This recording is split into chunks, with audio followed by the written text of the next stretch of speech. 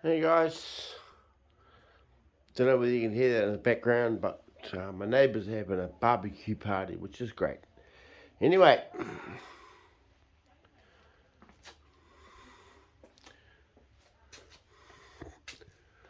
we have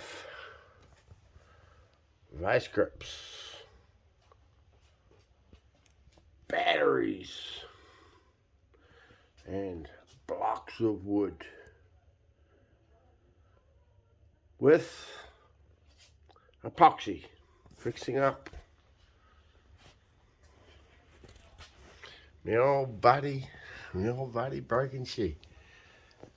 Yeah, look, if you look carefully in there, you look, he's still awake. He still knows he's getting fixed up.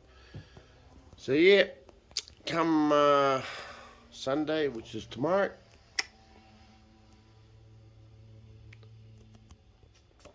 he'll be back along the road again. Nothing like a good pair of fucking vice grips. Tell you a story about those guys later. All the way from Carlisle. Pulp and paper mill. That's why they're rusty like that. Okay, guys, spatch up.